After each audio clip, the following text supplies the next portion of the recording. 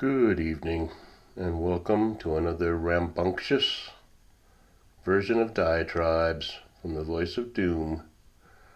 Now here's your rapacious and ramshackle host, Voice of Doom.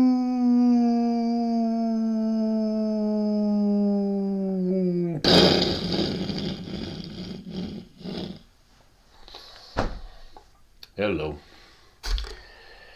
Alright, I'm back to do another diatribe, and it's going to be a continuation of my lectures on Buddhist thought, because I've been watching the news and nothing much has been going on, which means all kinds of things are probably going on. But I just tend to get angry and want to just lash out and rant and rave. So I want to be more helpful and try to enlighten people a bit. Now, first I'll talk about a few things that have been bugging me, just getting me angry, having to do with hearings. And my fan has been wondering how I grade the current Gopper Congress, and they still have a C, and they're not going to get to B very easily, because in order to get to B, they'll have to be effectual. They'll have to actually get something concrete done, and it's not possible, not the way we set up this so-called government. They're not going to be able to get anything done, because what they do is they're having hearings about this and that and everything else. Hearings about weaponized government, weaponized FBI, the education situation, the border.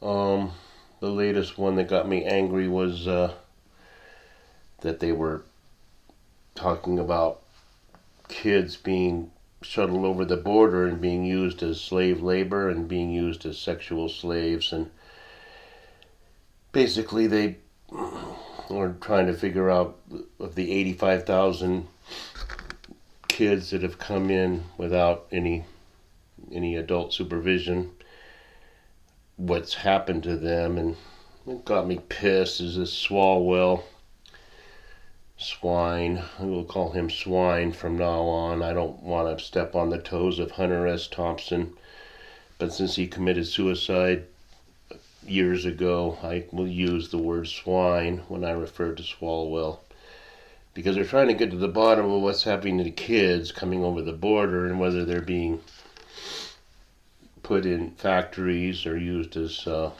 child labor or what, or if they're in somebody's cellar being sold off as, sexual playthings. Who knows? But I would think that most of the Congress people on that particular committee would want to get to the bottom of this whole child labor thing. And Swalwell gets up, and the first thing he says to the witnesses, weren't you in January 6th? I think you were a protester, weren't you? Yes, I was. Well, you were an insurrectionist, and he goes on and on about January 6th. So these D's, whenever they're on a committee, they just take it to January 6th, or they take it to, some other issue that has nothing to do with the issue at hand.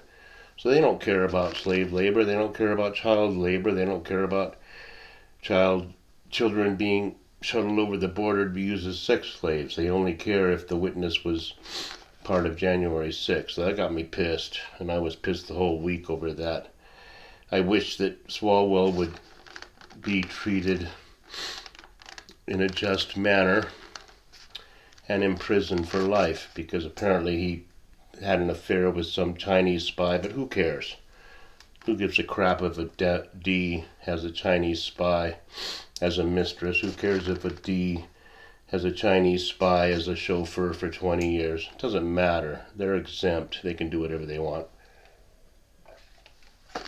But I wanted to rant about that a bit and say that these hearings will amount to nothing.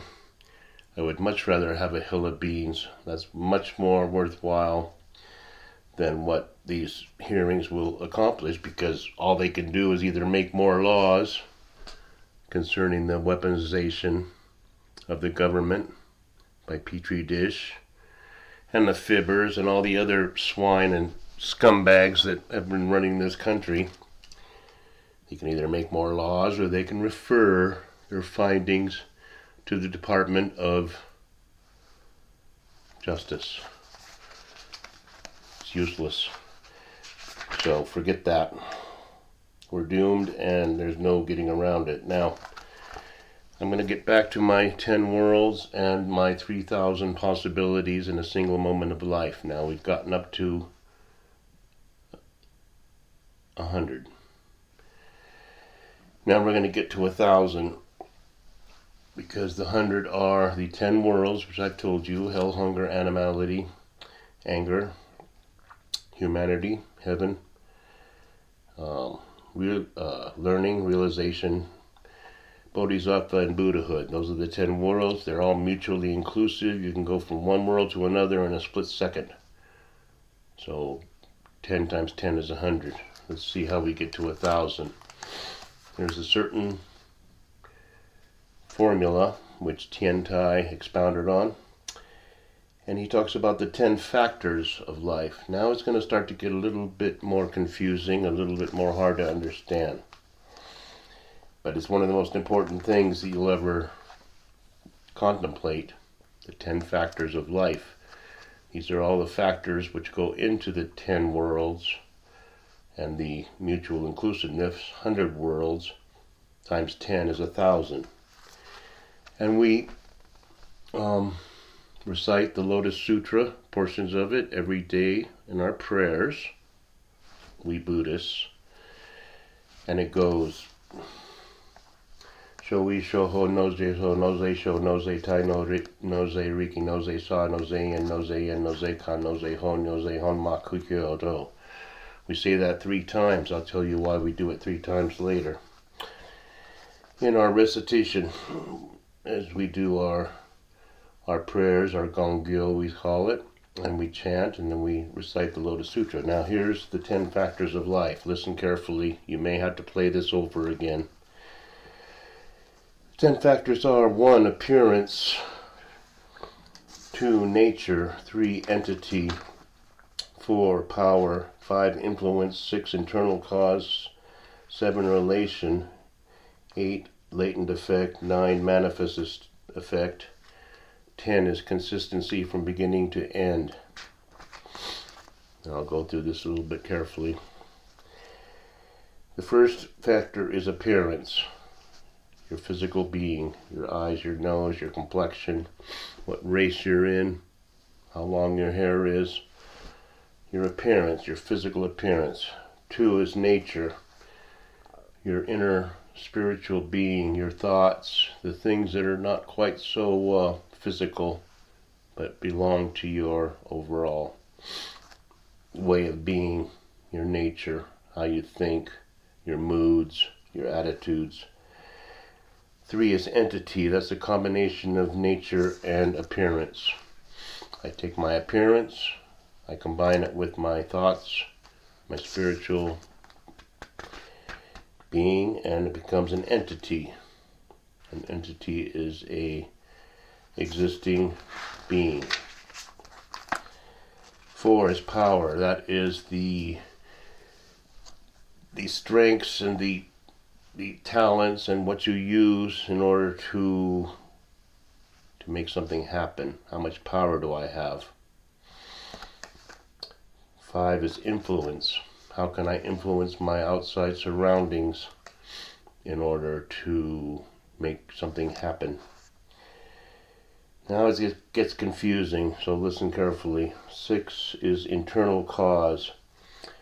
The cause latent in life. Latent means something that is present but not visible, or a potential. The cause, which is something you do, latent in life, which produces an effect of the same nature as itself, good or evil. Each internal cause simultaneously contains a latent effect. So if I do something good, I get the effect, cause and effect. It's present already. It's latent, it's potential, it's visible. It's not visible, but it is there. Now it gets a little more hard to understand. Relation is the seventh factor, also translated as external cause. Relation is not the environment itself, but the function relating life to its surroundings. When activated by this external function, an internal cause undergoes a change and simultaneously produces a new latent effect. Potential, not visible, but there. It is also through the function of relation that latent effects become manifest. Relation can be viewed as the connection between life and outside influences through which one is able to both make causes and experience their effects.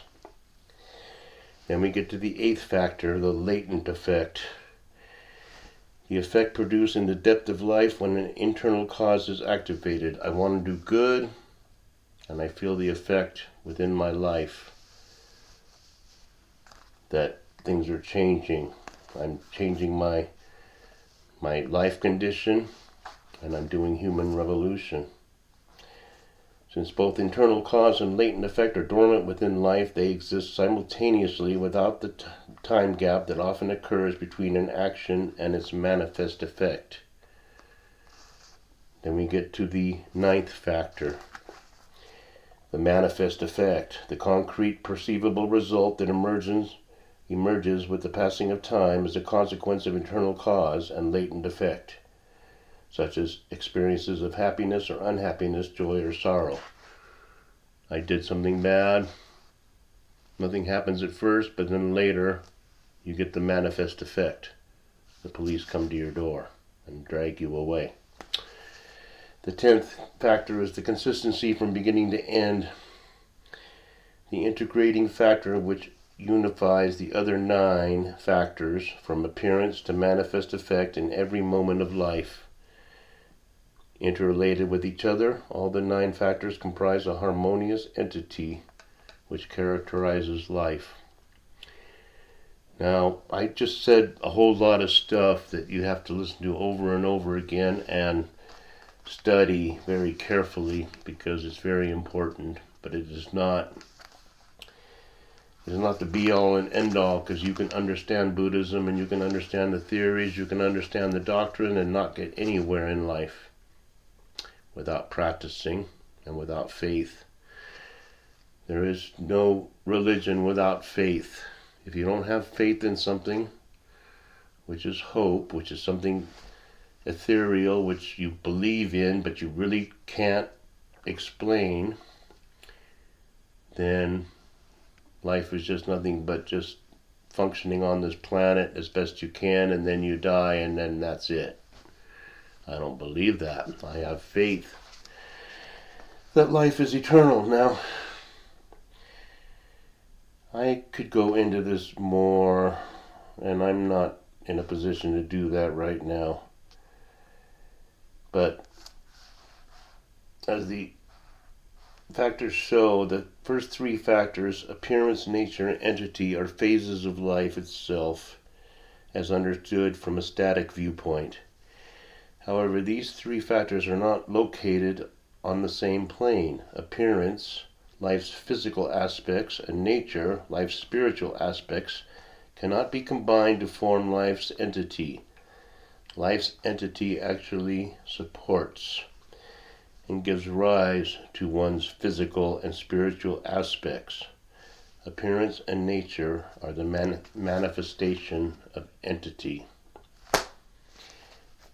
I'm going to go more into this in detail later because it's almost done, and I'm going to expound on the 3 truths,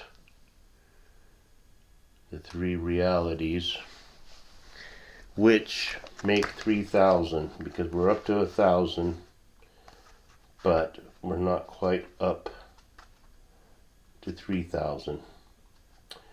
we have the 10 worlds, and then we have the mutual inclusiveness of all the 10 worlds. That makes 100. And then we combine and interpose the 10 factors of an entity, of a life. That brings it up to 1,000. And to bring it to 3,000, we have to integrate the 3 realms of existence.